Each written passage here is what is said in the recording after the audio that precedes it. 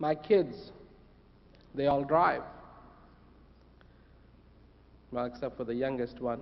He likes to drive, but he's too young. And it's very, as a father, as a parent, you give them a car. They expect that from you. You give them a car. So you give them a car. And you tell them, you teach them, drive carefully. When you're driving, pay attention to the road. And I'm sure that other fathers do the same thing, other parents do the same thing. And you hear about these classical accidents where the girl was driving, trying to put the cassette in. Because you see, first of all, you don't have to drive. But then if you drive, you think it's boring. Because you have a picture in your mind. Everybody does. I'm going to buy a car. I'm going to get a car. I'm going to have a stereo. I will listen to my radio. I will listen to my cassette. I will do this. I will do that. I want to enjoy my driving experience to the fullest. So they have a cassette. They have a stereo. And that, they get used to it, and they want to put their cassette in, and maybe something isn't happening properly. And they're fiddling with it, driving really fast. And what happens? You know what happens. Big accident. And you hear about them, you hear about, oh, this happened to this happened to this person, this happened to this person. And it comes back to the same basic thing. And what advice would you give them? What advice would you give them? Hey, when you're driving, drive. Don't be distracted by this or that. Keep your focus on the road. Because it doesn't have to be you. It could be somebody else that could be coming and crashing into you. And the result would be the same. In this path of knowledge, in this path of appreciating life, isn't it the same way? In this highway of life, how many things do you have to distract you? How many things do you have that you fiddle with every day that takes your eyes off the highway of life? On the road, it's called accident. It's painful. Accidents are very painful. You get broken backs, broken bones. In the highway of life, it's called disasters. It's called pains.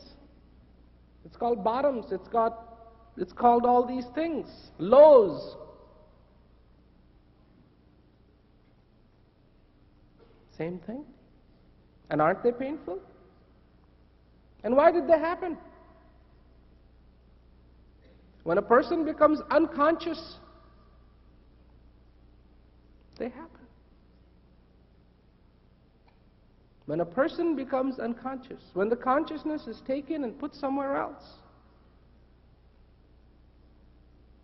And so we do the same thing. What is important? Oh, my job, my career is important. Why?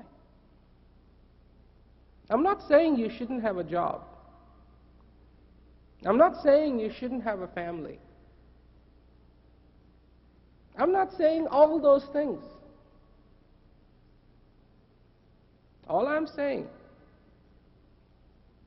is you need to have a focus. You need to have a focus. Things have to be in their proper place and perspective. Otherwise, you are inviting disaster. And then when the disaster comes, Conveniently, everybody points up and says, he did it.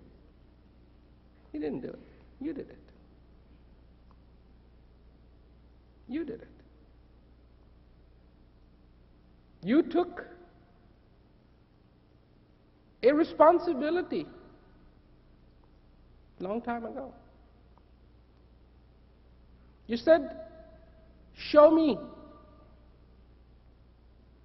Give me a way to go within. And the thing was, even then, what would you do with it? Will you commit to it? Will you make a commitment to it? Everybody knows the analogy that the master does not just sow the seeds anywhere, but he prepares the field first so that the seeds will grow. They will be fruit. Everybody has heard this analogy of the master being a farmer. And for us,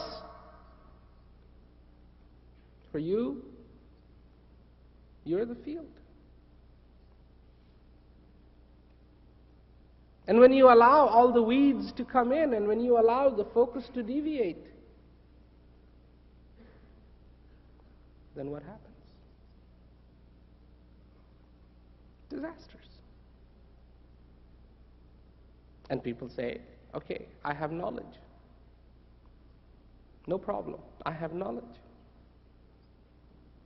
It doesn't do anything. You cannot say, oh, I have a safe car, so I can go crashing it. No car is that safe. No car is that safe.